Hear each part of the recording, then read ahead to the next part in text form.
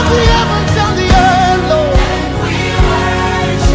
The living God, the living God, the Holy One. Say you are, and we give you worship. Say you are. Est-ce que vous comprenez cela? Mais à travers même ce que l'homme de Dieu enseigne, le Saint-Esprit, pendant que tu es assis, il vient te convertir encore ce message.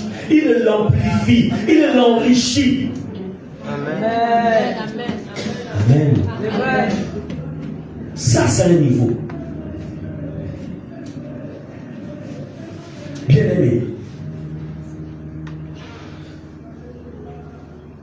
Pierre reçoit que Jésus est le Christ. Mais voyez-vous, Marc n'est pas allé très loin dans la suite de cette déclaration. Plutôt Jésus dit à Pierre, quand il lui dit tu es le Christ, le Fils du Dieu vivant. Verset 17, elle lui dit, Jésus reprenant la parole, lui dit, tu es heureux, Simon, fils de Jonas, car ce ne sont pas la chair et le sang qui t'ont révélé cela. Comme pour dire, ce ne sont pas les pharisiens, ce n'est pas l'enseignement des pharisiens, ce n'est pas l'enseignement des scribes, ce n'est pas l'enseignement des sadducéens, ce ne sont pas les hommes qui ont pu te donner une telle connaissance. Il dit, c'est mon Père qui est dans les cieux. C'est mon Père qui est dans les cieux, qui te l'a révélé. C'est mon Père.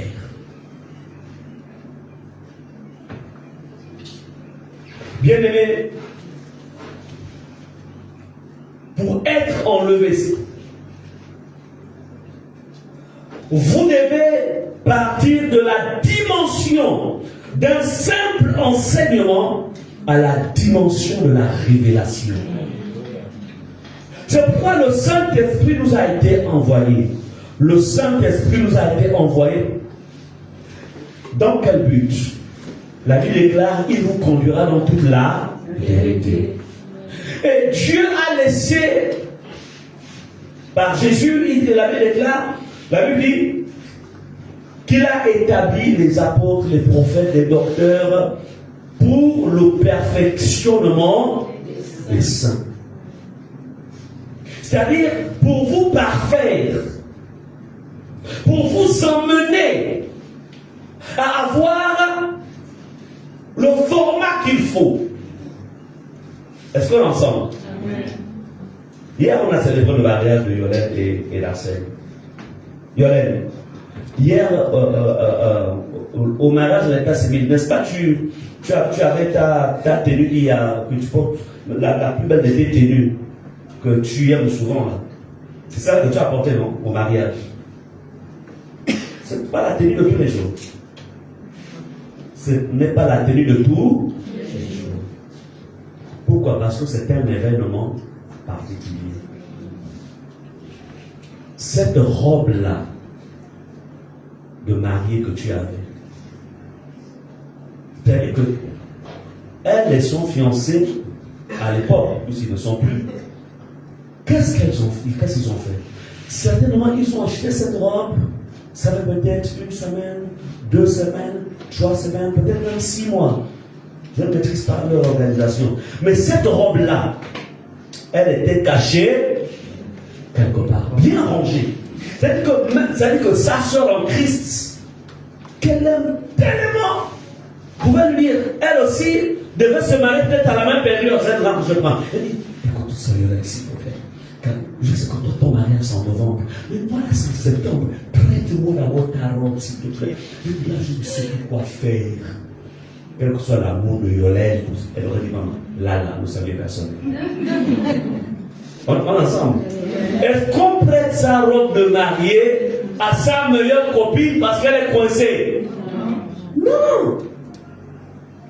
Vous comprenez cela? Mais nous tous aussi, il y a une robe de mariée qu'on doit apprêter parce que notre époux arrive. La robe doit être prête. Mais est-ce que tu es en train de l'apprêter? Apprenons de comment, au milieu des hommes, nous fonctionnons en tant qu'humains, afin que nous comprenions celui dont la robe ne sera pas prête. L'Homère ne te recevra pas. Il te dira, maman, là, tu le mets dans le monsieur le maire. Là, j'ai dit Dieu dans mon, s'il vous plaît, essayez un peu de briser la loi. Il faut que je me marie. Le maire, les vous savez, il y a un protocole. On ne se marie pas avec une robe noire. On est d'accord? Quel est l'état de ta robe? Quel est l'état de ta robe? S'il vous plaît, ne soyez pas distraits. Amen, amen. La plus grande ruse que Satan opère aujourd'hui, c'est distraire. Comme si la terre c'était chez nous. Ce n'est pas chez nous ici. Ce n'est pas chez nous. Nous sommes venus. Dieu nous permet de vivre aussi longtemps. On peut vivre 50, 60, 70, 80, 100 pour les plus rigoureux. Ce n'est pas tout simplement parce que c'est chez nous. Non, c'est pour s'apprêter. C'est pour vous allez remarquer les méchants vivent longtemps. Pourquoi? C'est pour leur donner le temps de se repentir. Parce que s'ils meurent toi avec leur méchanceté, ils sont foutus. Donc on me dit jamais pourquoi le méchant va aussi longtemps. C'est parce que l'éternité n'a pas de fin. Il doit au moins avoir une occasion d'écouter l'évangile. Mais les justes meurent tôt parce qu'en fait ils sont venus pour le travail. Ils ont fini leur boulot. Ils rentrent chez Papa Dieu. Amen. Comprenez cela. La dimension de connaître que Jésus est Christ, ce n'est pas un homme. Là, on rentre dans la dimension d'une connaissance qui vient de lui-même, le Saint-Esprit. Il vient, il te révèle. Moi, je peux t'enseigner, te dire, Jésus est le Messie. Je peux te dire, Jésus est le Fils de Dieu. Tu vas recevoir cela, en fait, comme juste une information. Mais ça ne va pas forcément transformer ton cœur. Mais si c'est le Saint-Esprit qui te dit, il est le Christ, le Fils du Dieu vivant. Quand c'est comme ça, c'est là où, en fait, tu tombes de ton cheval et tu l'adores. Tu ne peux pas rester. Tu ne peux plus être sur le trône de ton cœur quand tu as réalisé que c'est Jésus qui est. Quand il est venu pour le révéler lui-même, tu ne peux plus. Quand vous voyez les chrétiens raisonner, des personnes qui raisonnent avec Dieu, ne les jugez pas. Priez seulement parce qu'ils n'ont pas encore reçu la révélation que Jésus est le Christ. Jésus est le Fils du Dieu vivant. Ils n'ont pas encore reçu cela. Est-ce que toi tu l'as reçu? Est-ce que tu l'as reçu? Jésus est le Christ.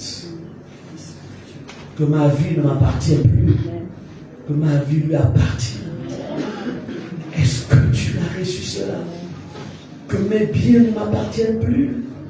Que mes biens lui appartiennent. Que mes enfants ne m'appartiennent plus. Que mes enfants lui appartiennent. Je peux vous dire une chose. J'aurais vivement désiré avoir parmi mes enfants, faire en sorte qu'il y ait certains, qu'il y ait quelqu'un qui fasse académie militaire. Mais non. Je n'ai pas le droit de leur imposer ma vue. Dieu les a envoyés chacun avec un plan. Alors il faut qu'ils retrouvent le plan de Dieu. Si on dit papa, voici ce que je vais faire dans la vie. Tu dis fils, je vais t'accompagner, je te soutiens. Rentre dans ce que tu veux faire. Parce que je n'ai pas le droit de t'emmener à faire ce que Dieu n'a pas prévu pour toi. Tu dois faire ce que Dieu a prévu. Amen. Parce que qui sommes-nous? Nous ne sommes que des gestionnaires, même les enfants. Nous les gérons parce que c'est Dieu qui est leur Dieu. C'est Dieu qui a un plan pour chacun d'entre eux. Est-ce qu'on est ensemble?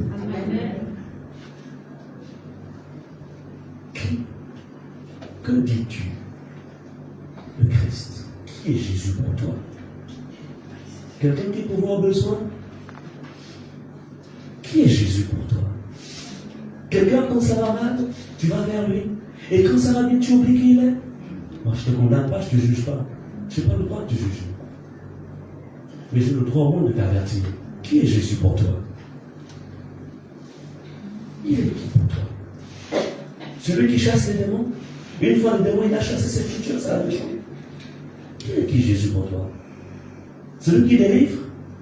Et après, quand il t'a délivré, après c'est quoi? Il est qui pour toi, Jésus? Une fois Jésus t'a une fois Jésus t'a donné la maison, après il y a quoi?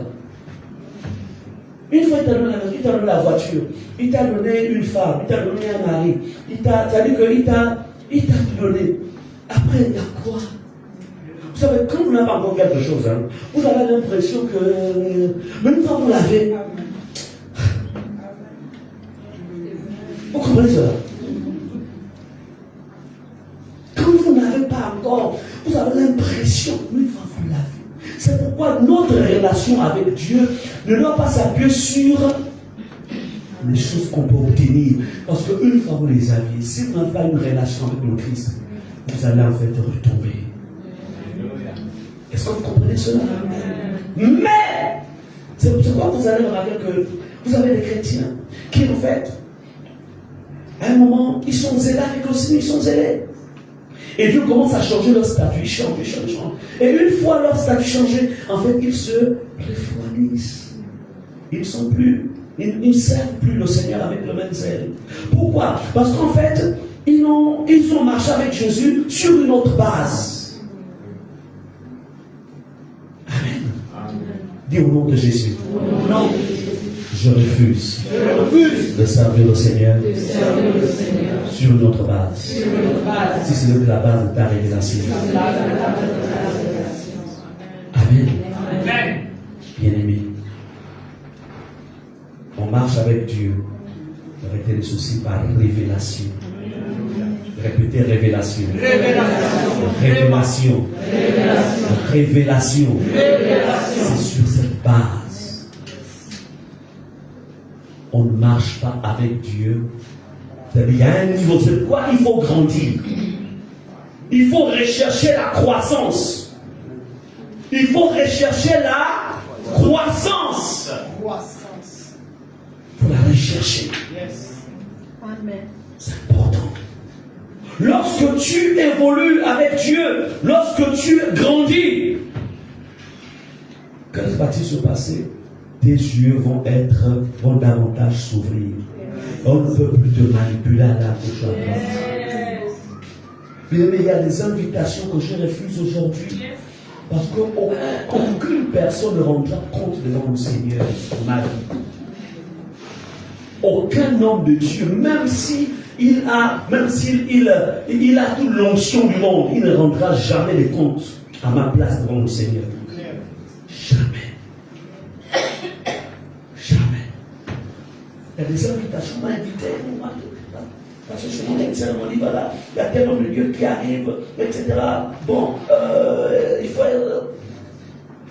Je ne suis plus au niveau où je suis influencé parce que XY ressuscite les morts. Même les démons ressuscitent les morts. Mais ils font des fausses résurrections, je vais dire. Parce que je veux partir, je veux être avec mon Dieu. Je ne me suis pas consacré depuis l'âge de 21 ans, jusqu'à là, je suis dans la cinquantaine, bientôt je vais rentrer dans la soixantaine. Donc un jour, j'entends Jésus me dire, vraiment? Jamais. C'est ça? Jamais. Dis jamais. Jamais. Never. Amen.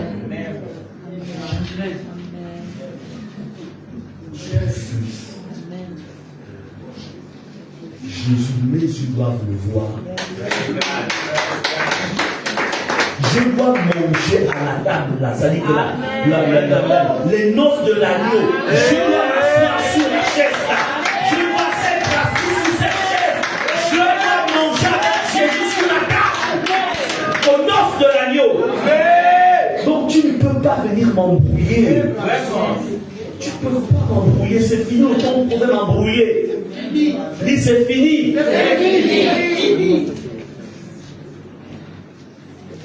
Un jour, on m'invite à une cérémonie et je vois celui qui devait venir. Je regarde ses doigts, il y a des bagues bizarres sur ses doigts.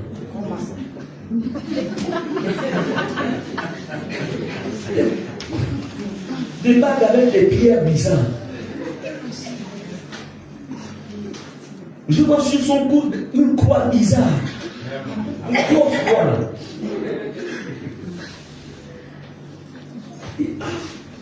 Moi, quand j'ai rencontré, je suis en 47. Moi, je l'ai rencontré simplement. Et quand je vais chercher, moi je cherche beaucoup. Je fais des recherches, je vérifie un peu son message. Je dis non. Je peux pas aller dans un endroit comme ça. En fait, je n'étais pas parti. Vous savez pourquoi? Vous savez pourquoi?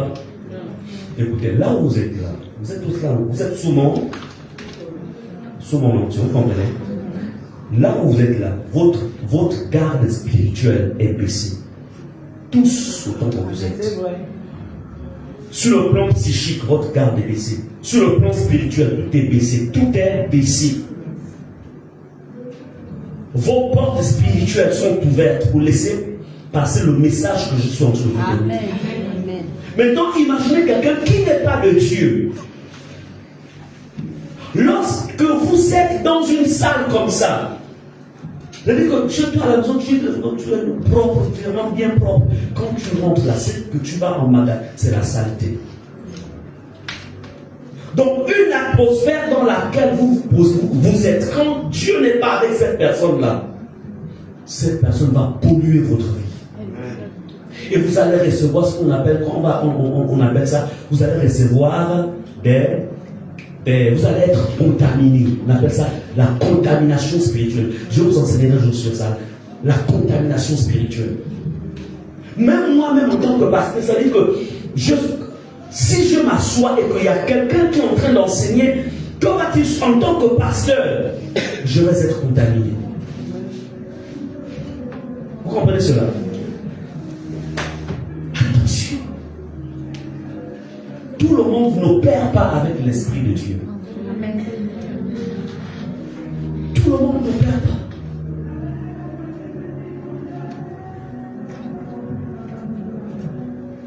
N'oubliez pas qu'on doit partir. Vous savez, quand quelqu'un volontairement pratique le péché, volontairement refuse de fonctionner selon les normes de Jésus, vous savez ce qu'il devient? Il fera, s'il sait que le frère Gilles sait que lui là il est top, il fera tout pour le souiller. Parce qu'il ne veut pas aller seul, il ne veut pas se perdre seul. Il dit, je vais aussi le faire perdre. On va tous aller ensemble dans le lieu de perdition. C'est comme ça que le monde éternel fonctionne. Donc faites attention de là où vous mettez les pieds. Faites attention. Une église qui ne se soucie pas de l'éternité des membres de sa communauté, il faut se poser la question si c'est l'église de Jésus. Une église qui ne prêche pas la sanctification, il faut se poser la question si c'est l'église de Jésus. Parce que Jésus a dit, sans la sanctification, personne ne verra le Seigneur. Une église qui n'avertit pas, qui ne prêche pas sur le retour de Jésus, il faut se poser la question. Parce que Jésus nous a établis, c'est pour annoncer son retour et préparer les âmes à son retour. Amen. Amen. Faites attention. C'est pourquoi je vous parle ici. Jésus dit, ce n'est ni la chair ni le sang qui t'a révélé, c'est mon Père qui est dans les cieux. Voici le niveau que vous devez rechercher. La révélation. Mais pourquoi est-ce que Pierre a reçu cette révélation? C'est-à-dire que Pierre avait une communion spéciale avec le Père. Amen. Communion spéciale. Et on va prendre 2 exemples et puis on va clore.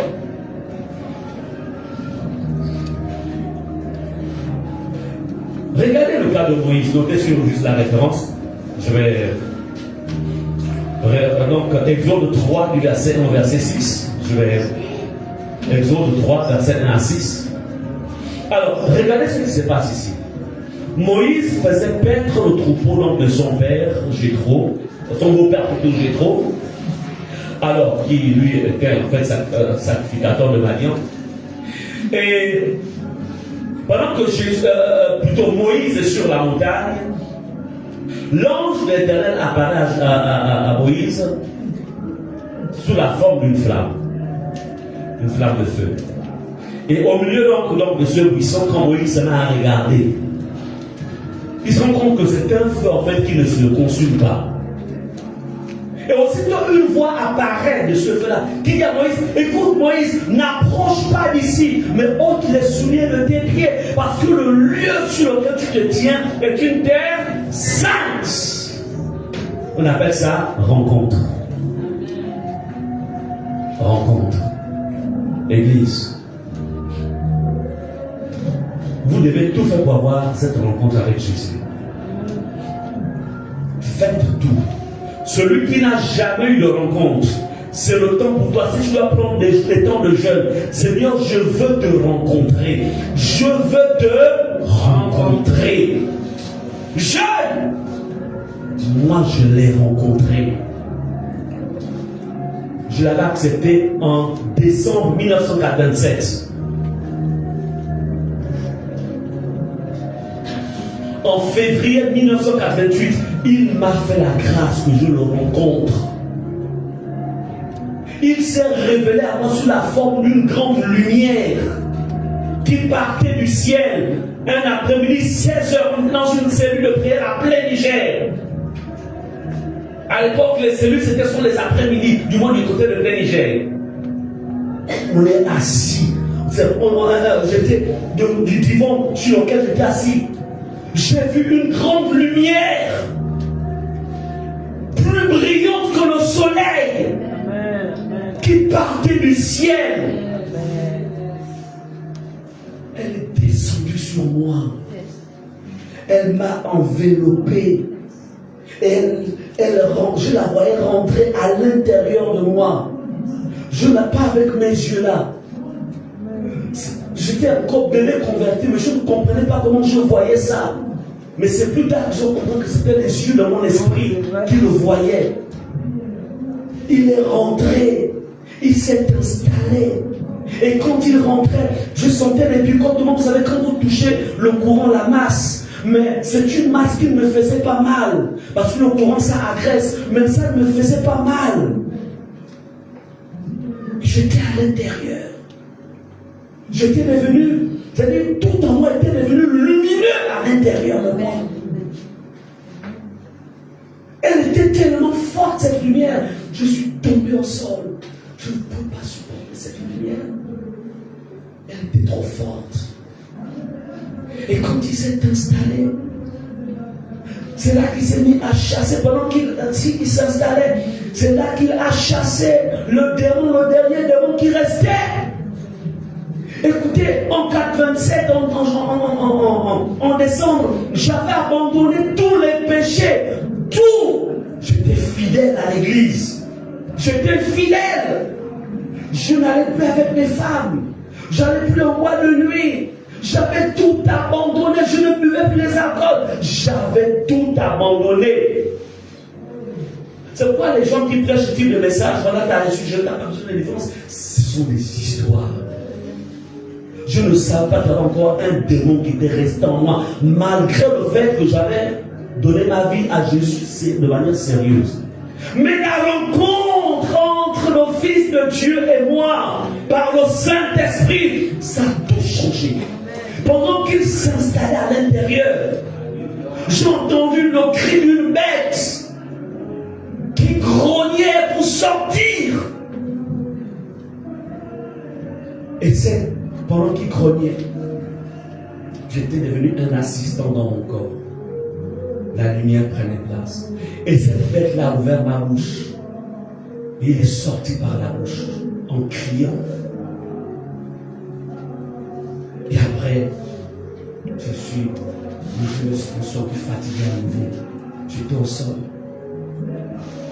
Et quand je me suis levé, quelque temps après, j'étais léger comme une feuille. Et pendant ce temps, c'est là que j'avais reçu, après, il m'a même baptisé du Saint-Esprit. Je me souviens à 40 minutes. C'était quoi? La rencontre. Et c'est ce qui fait, quand vous calculez le 87 à maintenant, on est dans les 38 ans par là.